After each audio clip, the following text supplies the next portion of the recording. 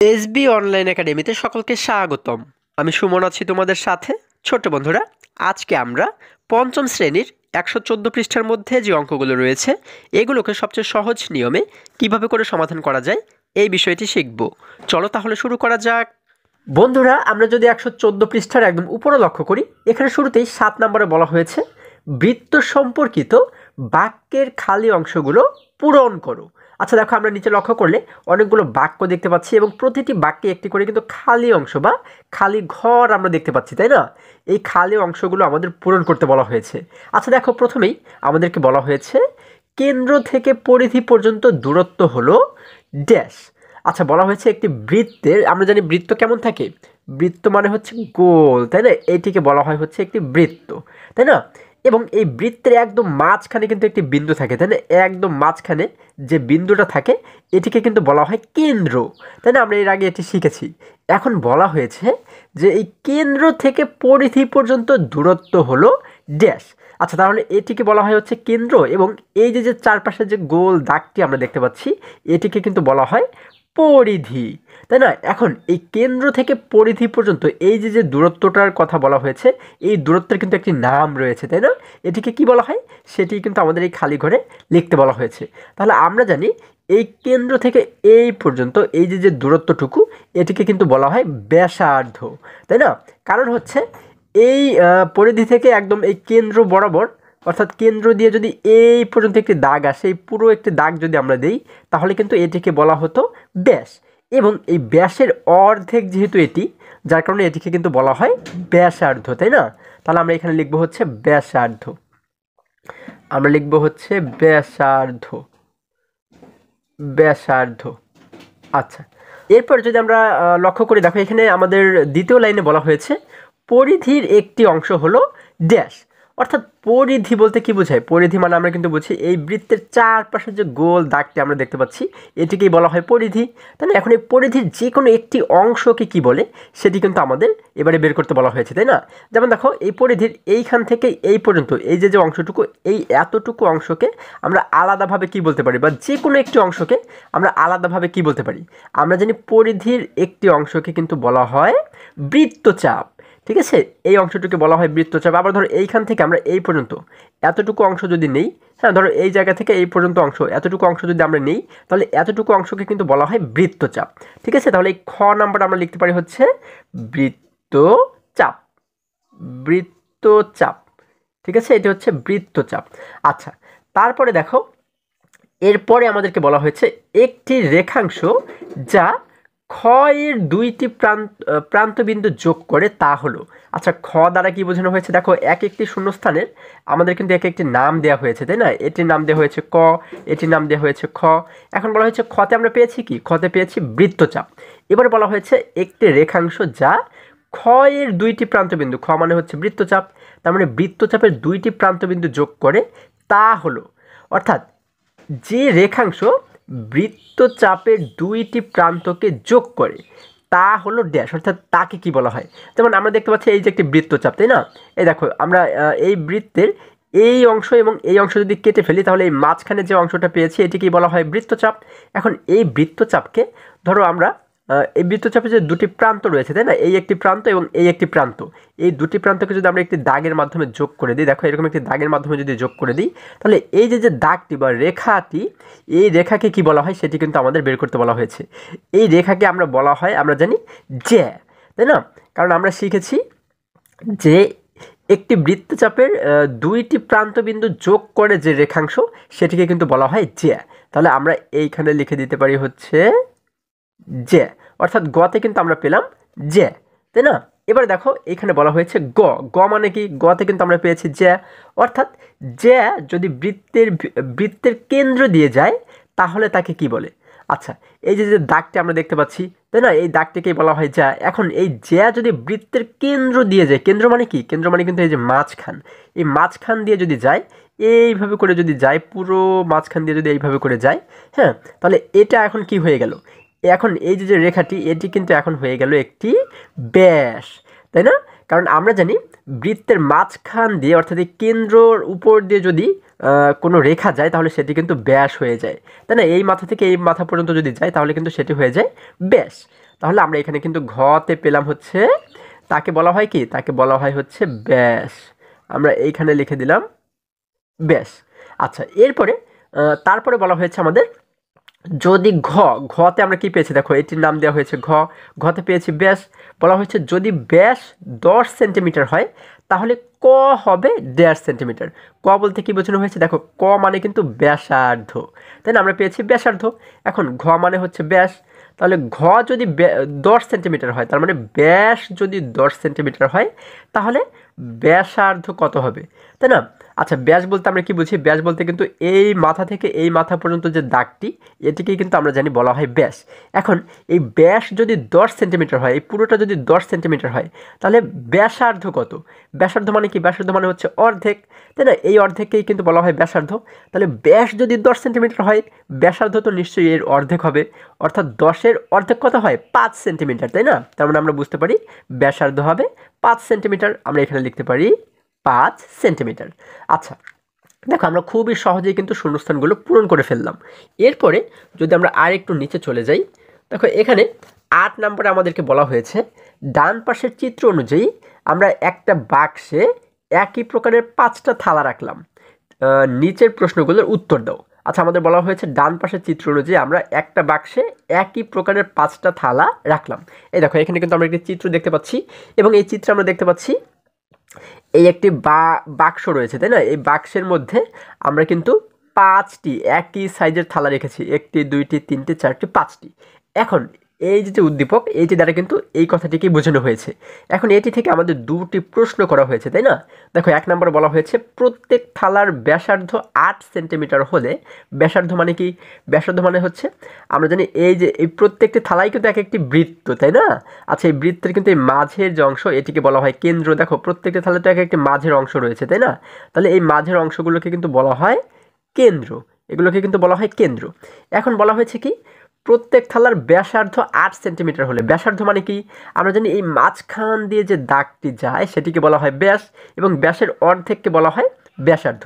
অর্থাৎ এই কেন্দ্র থেকে পরিধি পর্যন্ত এই যে অংশটা, হ্যাঁ, অর্থাৎ এই অংশটাকে বলা হয় কিন্তু ব্যাসার্ধ, তাই না। এখন এই ব্যাসার্ধ যদি 8 সেন্টিমিটার হয়, ক এর দৈর্ঘ্য নির্ণয় করো, তাহলে ক দ্বারা কি বুঝি, ক এর দৈর্ঘ্য নির্ণয় করো বলা হয়েছে, তাই না। এই দেখো এখানে কিন্তু আমরা উপরে দেখতে পাচ্ছি একটি দাগ দেওয়া রয়েছে, একটি রেখা দেওয়া রয়েছে, এবং এর উপরে লেখা রয়েছে ক, তাই না। তাহলে এই ক দ্বারা আমাদের বোঝানো হয়েছে এই মাথা থেকে এই মাথা পর্যন্ত, দেখো এই পুরোটা, তাহলে এই মাঝখান দিয়ে যদি আমরা একটি দাগ দিই, হ্যাঁ, তাহলে এর দৈর্ঘ্য কত হবে। দেখো আমাদের কিন্তু শুধুমাত্র দেওয়া রয়েছে এতটুকুর দৈর্ঘ্য দেওয়া রয়েছে, তাই না। অর্থাৎ একটি বৃত্তের কি দেওয়া রয়েছে, ব্যাসার্ধ দেওয়া রয়েছে, ব্যাসার্ধ দেওয়া রয়েছে 8 সেন্টিমিটার। তাহলে একটি বৃত্তের ব্যাসার্ধ যদি 8 সেন্টিমিটার হয়, তাহলে পুরো ব্যাস কত হবে, ব্যাস মানে কিন্তু 8-এর ডাবল হয়ে যাবে, তাই না। কারণ এই ব্যাসার্ধ হচ্ছে অর্ধেক এবং ব্যাস হচ্ছে পুরোটা, তাহলে অর্ধেক যদি 8 সেন্টিমিটার হয়, এই অর্ধেকে যদি 8 সেন্টিমিটার হয়, হ্যাঁ, তাহলে এখানে রয়েছে আরও অর্ধেক, অর্থাৎ এই পর্যন্ত কি এর সাথে আরও যোগ হয়ে যাবে না, 8 8 কিন্তু যোগ হয়ে যাবে, এখানে রয়েছে 8, এখানে রয়েছে 8, তাহলে 8 এবং 8 মিলে হয়ে গেল 16 সেন্টিমিটার, তাই না। তাহলে আমরা বুঝতে পারি কি, যে একটি বৃত্তের ব্যাস রয়েছে কতটুকু, একটি বৃত্তের ব্যাস হচ্ছে 16 সেন্টিমিটার। আচ্ছা, এবারে দেখো একটি থালার ব্যাস যদি 16 সেন্টিমিটার হয়, তাহলে 5টি থালার ব্যাস কি নিশ্চয়ই 5 গুণ বেশি হবে না। হ্যাঁ, 5 গুণ কিন্তু বেশি হবে, যার কারণে এই 16-র সঙ্গে যদি আমরা 5কে গুণ করে দিই, তাহলে কিন্তু এইখান থেকে এই পর্যন্ত কতটুকু ব্যাস রয়েছে সেটা কিন্তু আমরা পেয়ে যাব, অর্থাৎ এই কয়ের মান কিন্তু আমরা পেয়ে যাব। তাহলে আমরা 1 নম্বর দিয়ে কি লিখতে পারি, আমরা 8-এর 1 নম্বর দিয়ে লিখব হচ্ছে একটি থালার ব্যাসার্ধ আমাদের যেহেতু দেওয়া রয়েছে 8 সেন্টিমিটার, আমরা লিখলাম একটি থালার ব্যাসার্ধ 8 সেন্টিমিটার হলে, 8 সেমি হলে ব্যাস কত হবে, ব্যাস সমান, ব্যাস কিন্তু 8-এর সঙ্গে 2 গুণ বেশি হবে, তাই না। কারণ ব্যাসার্ধ মানে কি, ব্যাসের অর্ধেক যদি হয় 8 সেন্টিমিটার, তাহলে ব্যাস কিন্তু হয়ে যাবে 8-এর সঙ্গে 2 গুণ, তাই না।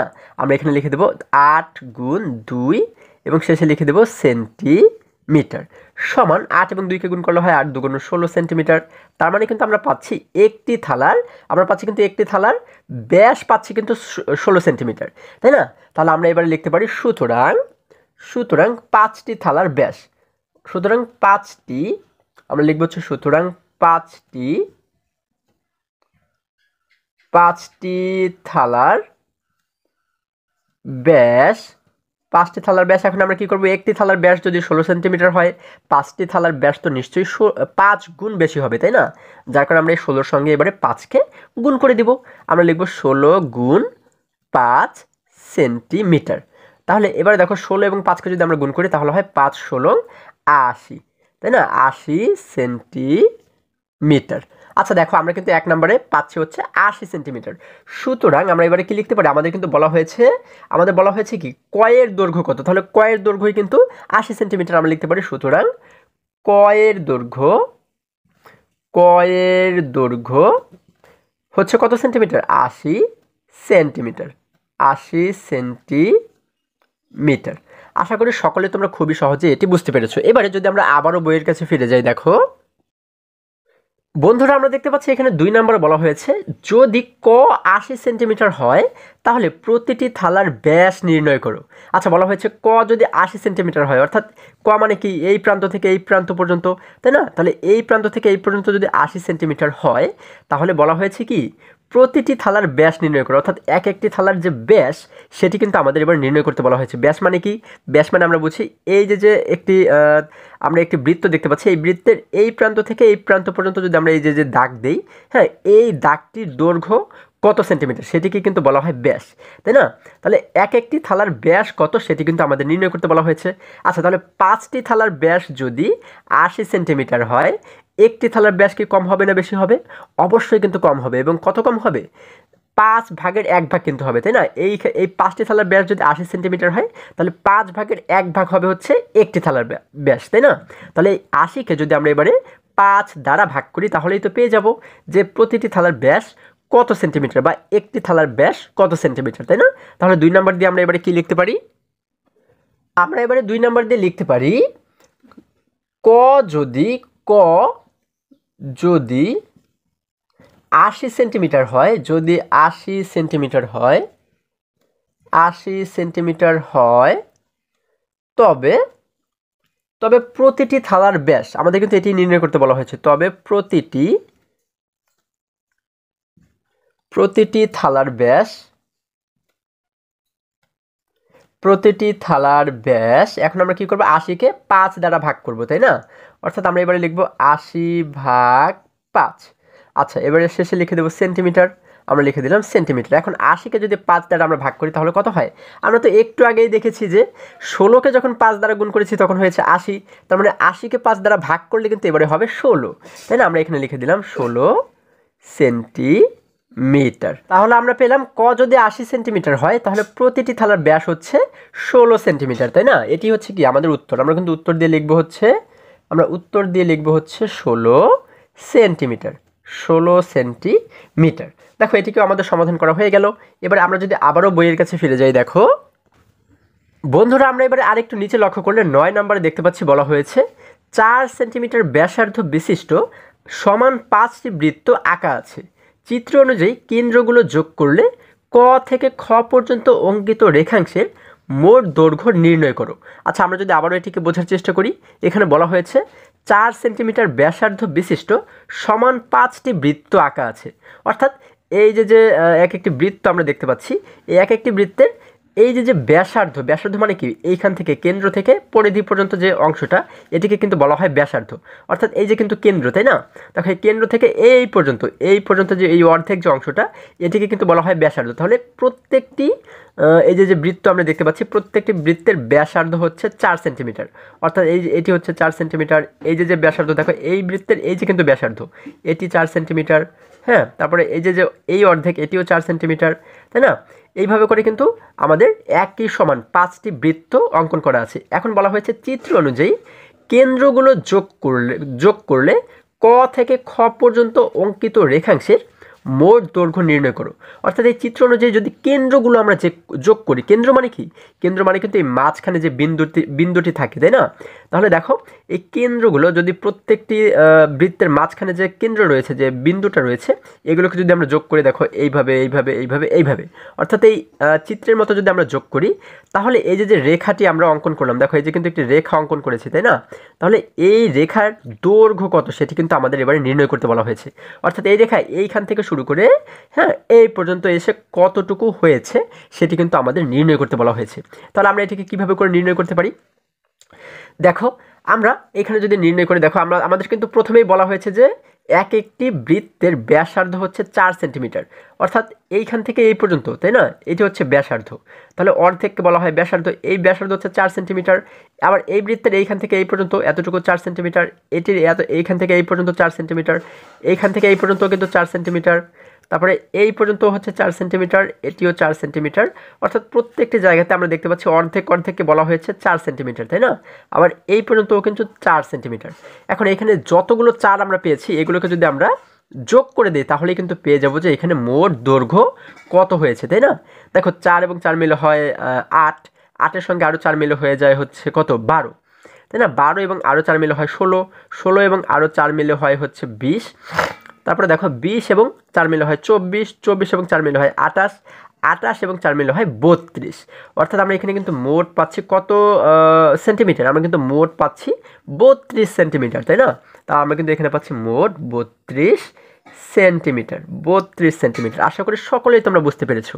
এবারে যদি আমরা আরেকটু নিচে চলে যাই, এখানে আমাদের একবারে নিচে 10 নম্বরে বলা হয়েছে কম্পাস ব্যবহার করে বাম পাশের নকশাটির মতো নকশা আঁকো। অর্থাৎ দেখো আমরা কিন্তু এখানে একটি নকশা দেখতে পাচ্ছি বাম পাশে, তাই না? এই নকশার মতো একটি নকশা আমাদের এই জায়গাতে কিন্তু আঁকতে বলা হয়েছে কম্পাস ব্যবহার করে, তাই না? তাহলে আমরা এটাকে কিভাবে করে আঁকতে পারি? বন্ধুরা আমরা যে কাজটি করব সেটি হচ্ছে, দেখো এটি অঙ্কন করার জন্য কিন্তু আমাদের একটি কম্পাস দরকার, তাই না? আমরা এই কম্পাসে এই দেখো এখানে কিন্তু 5টি বিন্দু আমরা দেখতে পাচ্ছি, তাই না?